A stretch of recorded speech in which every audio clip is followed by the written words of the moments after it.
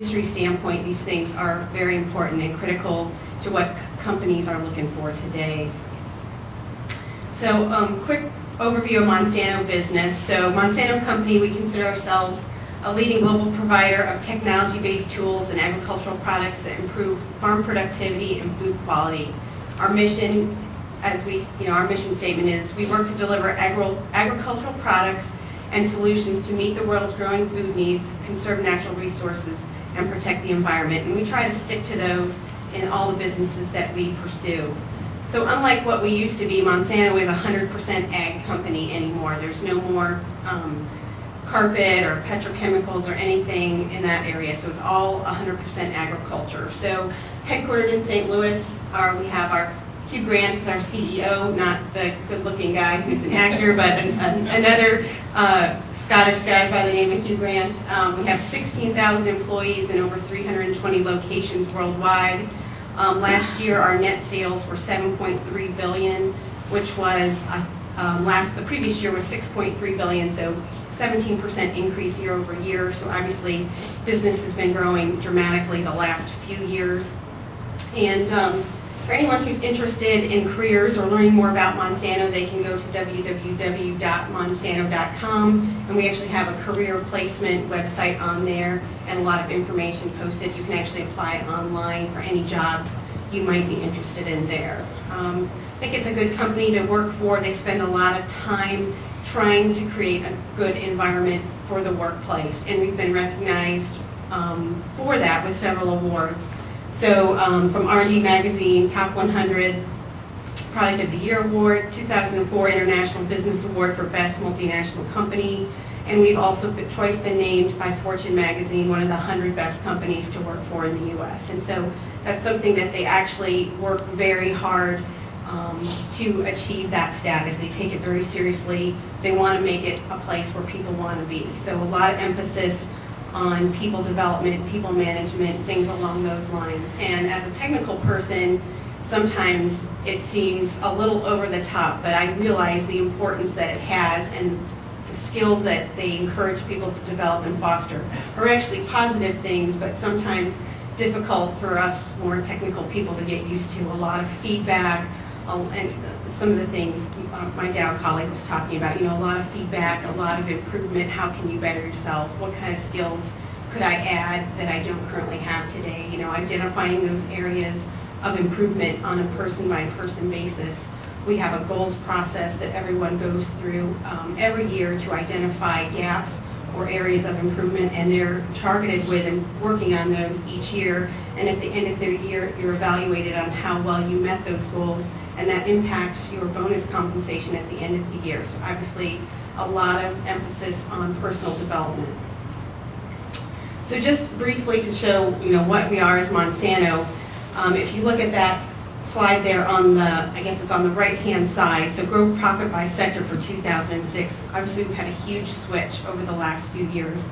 So crop protection chemicals, which includes our Roundup business, now only accounts for about 18% of our gross profit, with seeds accounting for 23% and traits for 59%. So while weed science is still a tremendously important discipline at Monsanto, a lot of the other agronomic sciences are also equally, if not more important as well. So something to consider if you're applying for careers at Monsanto. Obviously, experiences outside of weed science specifically really add a lot of value to the resume.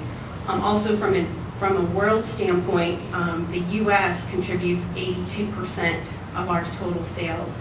So huge focus on the U.S., with Europe, Africa, and Asia being around 16%, and then Canada and our Latin American North business being only 2%. So again, the U.S. focus has been tremendous, and actually we'd like to see that change. We'd like to see a larger global presence, greater acceptance outside of the U.S., because in some ways it is dangerous to have such a large part of your business in one world area. So, but just so people who might be applying to Monsanto kind of have an understanding of the background of the company and where we are today. And this kind of information is all available in our annual reports, and these are also available online through Monsanto.com. So some of the seed brands that we sell, so obviously seeds a huge important part of our business. We have Asgrow, DeKalb, We have Holden's, which is corn germplasm licensing business, Stoneville, cottonseed business. We also have Next Gen Cotton. A lot of these smaller seed companies down here on the lower left-hand side are independent operating companies that are part of our ASI company, or American Seeds Inc., that Monsanto also owns. Local brands like Crow's, NC Plus, Midwest Genetics. We also have a large presence in the vegetable seed business. We own Seminus, which is the largest vegetable seed company in the world, so another area outside of corn, soybeans, and cotton where we have a focus, and will be many job openings there as well. Then we have our biotechnology traits that include Roundup Ready, Yield Guard, Boll Guard, etc. So it's gotten much more diverse, and weed science is still a key component, but some of these other areas are becoming increasingly important. Here's where we are in chemistry. So, and then we also have an animal ag business, the Posilac business, which is the BST for dairy cows, and then Choice Genetics, which is a swine business. So not just corn and soybeans and cotton, but we also have some animal ag interests as well. And we have an IT&O chemistry business, which is basically herbicides for the IT&O market. So talk a little bit about the different organizations at Monsanto, and I'm going to list these by the areas where they work. So taking a product from proof of concept, identifying an idea in the discovery phase through the pre-launch phase, and then the launch phase, and the different areas at Monsanto where these people work. So it starts with our technology organization. Those are a lot of basic research going on there, molecular biology, breeding, genetics, things along those lines. And they really work primarily in that discovery phase. The next group is technology development, which is the area where I work, and they typically take products from the advanced development stage, move them through pre-launch, and then ideally to the launch phase. After that, we have our product management group, and their role is really to define the benefits and values of these products. They work to more along in the strategy. What is the value of this product? Where are we going to position it? What's the competition? Really understanding those pieces. And then we have our marketing organization, which is, their goal is to generate awareness and demand. And then finally, our sales organization. So what's neat about this slide, it kind of shows the area of product development where each of them work. So most of the weed scientists that we hire are in our technology development organization, which is where I work today. And those include our technology development reps, which would be similar to the role that you described as well. So we have about 70 of those located throughout the country. And then we also have our agronomy centers where we do a lot of field research, which are also part of our tech development organization. So most of the people that we hire directly out of school come into the tech development organization now as what we call a technology development associate. So what we found is as our business has grown and gotten much more diverse, we no longer will take a recent graduate and place them into a field role. We feel it's just, they're not set up for success if you do that. There's just too much information that they're not familiar with. While they might have had excellent training and have excellent skills, nobody understands the germplasm, the traits, all the herbicide products, plus the competitive products to really get out there and do a great job. So what we do now, in almost every case, unless they have some unique experience from prior to graduate school, is we hire them as associate role, and they spend somewhere between 12 and 24 months at one of our agronomy centers, so a research farm where they get comfortable with our products. They do a lot of plot work. They put out trials, but they also tend to do a lot of tours and things along those lines. Take people through the agronomy centers. They get to interact with our product managers in St. Louis, with our sales organizations, and it's just a really great exposure to the company, to the system, and to the products that we sell. So once they're spent somewhere between 12 and 24 months there, then they're usually placed in that field territory role somewhere in the U.S. Now the one thing that is difficult is, while it's been a great program and it's been really successful, we have a higher retention rate because of it, is you're essentially asking someone to move twice in a very short period of time. And so that has been a limitation for us as well, especially with people with families, et cetera. So we want you to move to Monmouth, Illinois. You're going to be there somewhere between 1 and 2 years, and then you might move somewhere in the U.S. So that has been a hurdle for us that we're still working to overcome. So that's kind of just a general organization. One other thing I wanted to mention while on this slide is our tech development organization tends to be a feeder for a lot of these other groups. So we have weed scientists that came into tech development, and they have this great breadth of knowledge after spending 2, 5, 10 years in that organization, and they move into these other groups. So a lot of people move into our technology organization. We have weed scientists working in regulatory affairs, working in trait development, working in even in breeding. And then we also have our crop teams, which are part of technology. We have a lot of weed scientists that work in that area as well. We have some in our product management group, we have some in marketing, and even some that have moved into sales leadership roles just because of the training and skills that they brought to the market. So really, while we do a good job, I think, of hiring people, it's two-sided because people tend to get picked off, and then we're always looking for new people to fill in those slots. So the one good thing about, one of the good things about the organization is there tends to be a lot of opportunities to move into different parts of the company as you choose to. We even have people, there's 3 weed scientists that I know of that have rotated through our dairy business. So it's not so much a knowledge of a specific business area as it's just having those general competency skills to work in the Monsanto environment.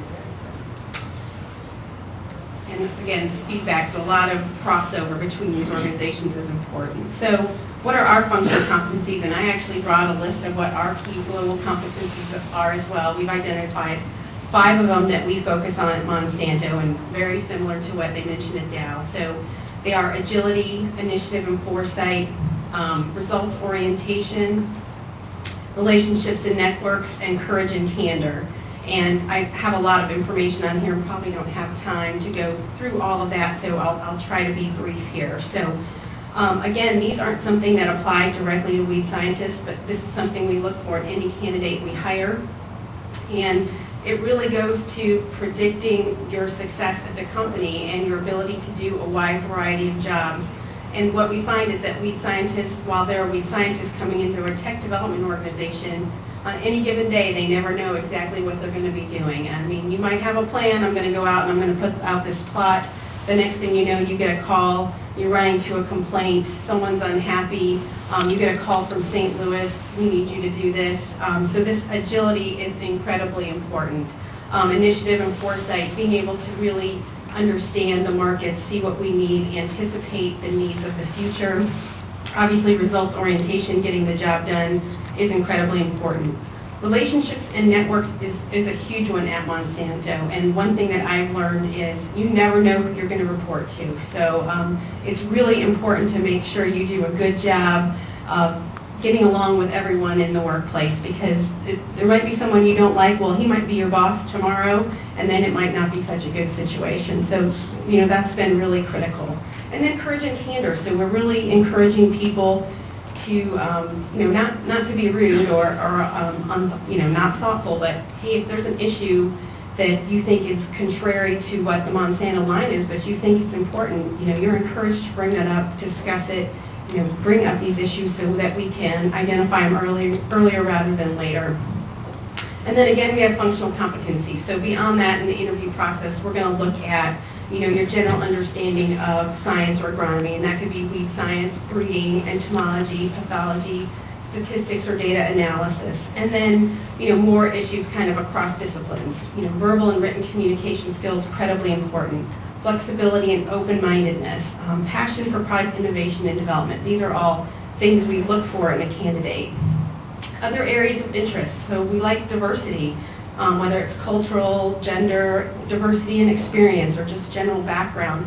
We have a whole lot of middle-aged guys from Iowa and Illinois that grew up on a farm, and there's nothing wrong with that, but as our product pipeline moves away from the farmer and more to consumer-based goods, it's important to have people that are more representative of those areas to better anticipate needs or issues with those areas. So we really are looking for people with diverse backgrounds. It's important to just add that breadth to the company. Work experience is also important. So, internships as an undergrad, or maybe careers that you had between graduate school or after graduate school. And then, while I hate to mention it, grades are actually important. It just shows that, hey, this is something you took very seriously and you worked hard and you met that goal. So while a lot of people might not have such good grades from undergrad, if you did well in graduate school, obviously once you decided what you were going to do, those things are important things that we do look at. And then we use behavior-based interviewing. So it's one thing to have all these skills, but making sure you know how to communicate that you have those skills during the interview process. I'm going to just skip through this because I know we're out of time. And I'm just going to leave this up here for you to read because I think we're done. And thank you very much for your time.